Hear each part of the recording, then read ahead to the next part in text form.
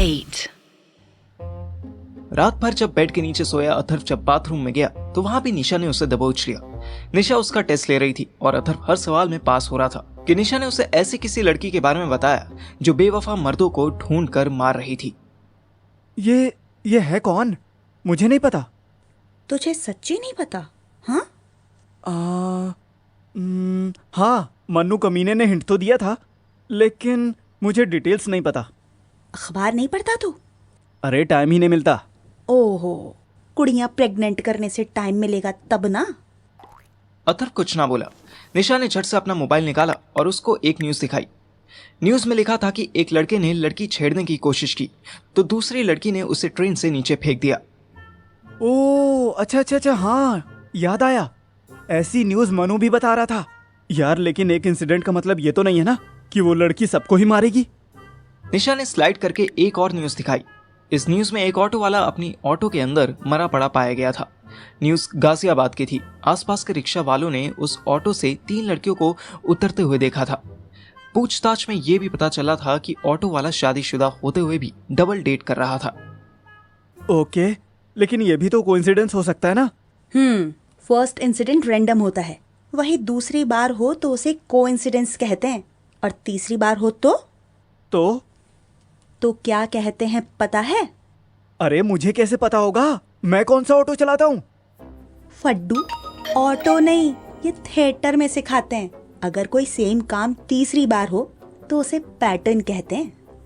ओह अच्छा, वो पैटर्न। तो क्या इस लड़की की कोई तीसरी न्यूज भी है? अभी नहीं है, पर आ सकती है। मन्नू कहता है कि उसकी इंट्यूशन है कि ये लड़की जल्दी रुकने वाली नहीं है। देखो निशा, अगर ऐसा है भी ना तो मैं इसके डर से नहीं, अपनी कॉन्शियसनेस से कह रहा हूँ कि I am ready to marry you. Nisha ने अथर्व का एक गाल कस के नोचा तो अथर्व की चीख निकल गई।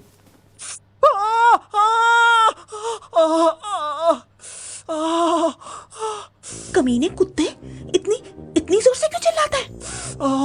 इतनी जोर से नोचेगी तो इतनी जोर से ही चिल्लाऊंगा ना। शट अप, मैं वापस रूम में जा रही हूँ। तुझे ग्रीन सिग्नल दूंगी। तू निकल जा घर से, जा। और शादी? मुझसे शादी करके अपनी किस्मत फोड़ेगा? हाँ? फड्डू, मैं मन्नू का लेडी वर्जन हूँ। जा जी ले अपनी जिंदगी। अपनी कुड़ी नू कर दे प्रपोज। वो तो किया था, पर वो मानी ही नहीं। तो जा अपनी कुड़ी नू कर दे प्रेग्नेंट, तब मान जाएगी। अथर्व ने कोई जवाब नहीं दिया। उसके मन में मेरा यानी पार्थिव का चेहरा आ गया। वो मुझे और श्रेया को साथ साथ इमेजिन करने लगा। लेकिन इस बच्ची का क्या होगा? बाप होगा। तू नहीं तो कोई और सही, कोई ना कोई तो जरूर होगा। तू चिंता ना कर, मैं संभाल लूंगी। तू यहाँ तक आया, इतनी हिम्मत दिखाई, मुझे सॉरी बोला। हाँ, मैं इसी में निहाल हो गई। अब जा। अथर्व चुपचाप वेट करने लगा। निशा बाहर गई और फिर इशारे से अथर्व को बुलाया। अथर्व दबे पांव बाहर निकला और धीरे धीरे स्टेयर्स उतरता घर से बाहर निकल गया। बाहर आकर अथर्व ने खुली हवा में चैन की सांस ली। चलो यार, कम से कम एक पंगा तो क्लियर हुआ। अब मुझे श्रेया को मनाना पड़ेगा। और ये साला पार्थिव स्लीव्स का सांप है, सांप। इसकी ऐसी तैसी करनी ही पड़ेगी। मुझको कोसता हुआ अथर्व अपनी बाइक तक पहुंचा और दिल्ली के लिए निकल लिया। लेकिन 5 से 7 किलोमीटर की राइड के बाद ही उसको एहसास हो गया था कि वो बहुत बड़ी गलती कर रहा था। पूरी रात बेड के नीचे छोटी सी जगह में जागने की वजह से उसकी बॉडी में जगह जगह दर्द हो रहा था। उसे नींद भी आ रही थी। एक तेज रफ्तार ट्रक उसके पास से निकला तो अथर्व की फट के फ्लावर हो गई। अरे यार, ऐसे तो मुझसे पहले मेरी खबर घर पहुंच जाएगी। उसने साइड में बाइक रोकी और एक टूटी फूटी दुकान में घुसकर पानी मांगने लगा। ठंडे ठंडे पानी से मुंह धोते ही अथर्व को कुछ ताजगी महसूस हुई। उसको हल्की हल्की भूख भी लग रही थी। दुकान वाला आटे में आलू भर रहा था। और भैया, आलू के पराठे बना रहे हो क्या? दुकान वाले ने हाँ में मुंडी हिला दी। अथर्व के पेट ने प्रोटेस्ट करना शुरू कर दिया कि जब तक आलू पराठे अंदर नहीं जाते तब तक ये बॉडी कहीं नहीं जाएगी। अथर्व एक ऐसी चेयर टेबल पर बैठ गया जहां से उसे अपनी बाइक दिख रही थी। आलू पराठे सिकने लगे। अरे भैया, मक्खन में बनाओ, एकदम बढ़िया करारे करारे, ठीक है? दुकान वाला सिर्फ मुंडी हिला रहा था। अथर्व को घर की याद आने लगी। उसको सुनीता आंटी याद आ गई। उनके हाथ के आलू पराठे याद आ गए। उसे वो दिन याद आ गया जब श्रेया, मैं और वो खुद डाइनिंग टेबल पर बैठकर पराठे खा रहे थे और हंसी मजाक कर रहे थे।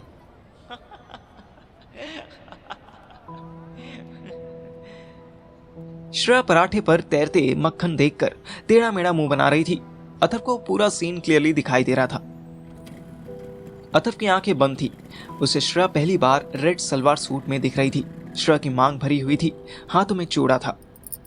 उसकी मम्मी उन दोनों को देखकर हाथ हिला रही थी। अथर्व की बाइक उसके घर के सामने खड़ी थी। अथर्व अपनी जेब में चाबी ढूंढ रहा था। श्रेया धीरे धीरे मुस्कुरा रही थी। अथर्व भी फेक लाफ दे रहा था।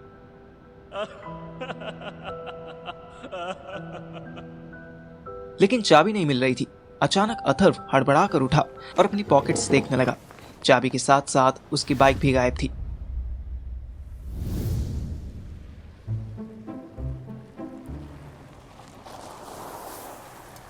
दिल्ली में मैं और श्रेया अथर्व की इस ट्रेजेडी से अनअवेयर थे। हमें कबीर की मिस्ट्री इंटरेस्टिंग लग रही थी। श्रेया ने मुझे घर ड्रॉप किया और खुद अथर्व की मम्मी से मिलने जाने लगी। क्यों जा रही है वहां? अथर्व को आ जान दे। ये इसे लौटाने। श्रेया अपना कंगन दिखा रही थी। मैं उससे कहना चाहता था कि जब वापस ही करना था तो उसी टाइम रोक देती, पहना ही क्यों। पर मैंने अपना ज्ञान अपने पास ही रखा और उसको बाय बोलते हुए घर में घुसा। अंदर घुसने की देर की थी कि मेरे कान पर शानदार थप्पड़ पड़ा। थप्पड़ चलाने वाली मेरी प्यारी माँ राजेश्वरी थी। कहाँ था तू? पूरी पूरी रात गायब हो जाता है।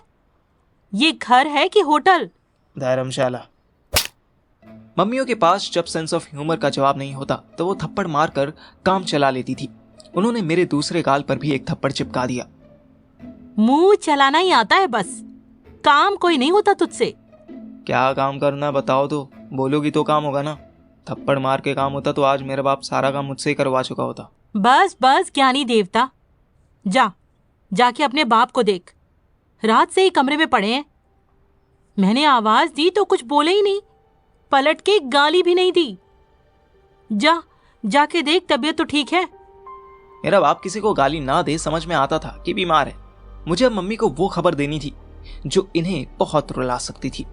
हो सकता था कि ये चक्कर खाकर गिर पड़े, इसलिए प्रिकॉशन लेते हुए मैंने उन्हें पहले डाइनिंग टेबल पर बैठा दिया और फिर धीरे से बोला, मम्मी कल पापा जल्दी घर आ गए थे।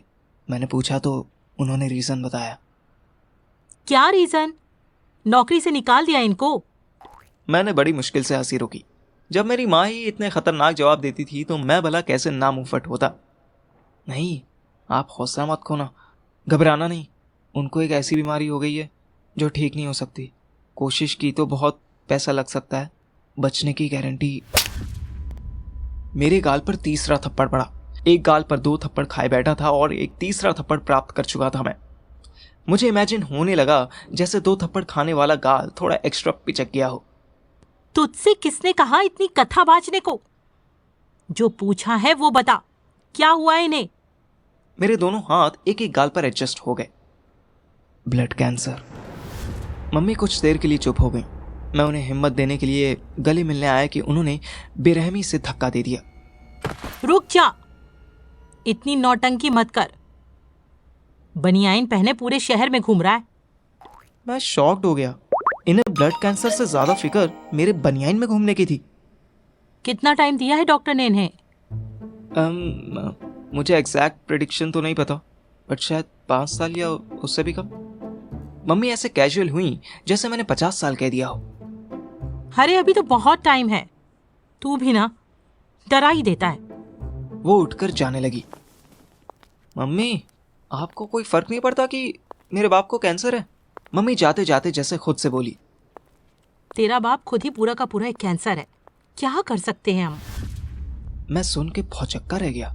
मेरी माँ इतनी ढीठ तो कभी नहीं थी। तू अगर इनके ऑफिस जाने वाला है तो जल्दी से तैयार हो ले, मैं नाश्ता लगा देती हूँ। आज मुझे ये समझ आया कि जिंदगी में कुछ तो ऐसा काम करके जाना है कि मेरे मरने से किसी को दुख हो। फिर ये भी रियलाइज हुआ कि दुख हो ना हो वो अलग बात है, पर ऐसा बुरा आदमी तो मुझे बिल्कुल भी नहीं बनना कि मेरे मरने से लोगों को राहत की सांस आए।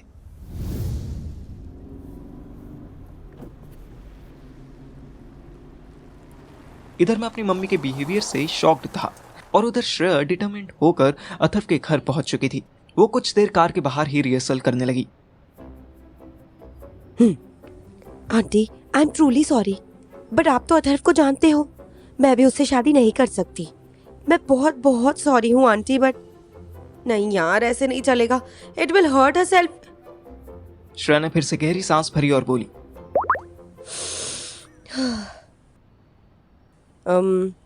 हेलो आंटी, नमस्ते। मैं अभी अपनी स्टडीज पूरी करना चाहती हूँ। प्रोफेसर बनने के बाद मैं शादी के बारे में सोचूंगी। So please.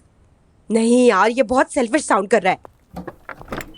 घर का मेन गेट खुला ही हुआ था। श्रेया हेजिटेट होती हुई अंदर चली गई। श्रेया सुनीता आंटी के रूम में जाते जाते कंगन उतारने लगी थी कि रुक गई। उनके कमरे से मुंह लटकाए एक डॉक्टर निकल रहा था। अथर्व के पापा उस डॉक्टर के साथ साथ बाहर आ रहे थे। श्रेया को उनकी आंखों में पहली बार आंसू दिखाई दिए।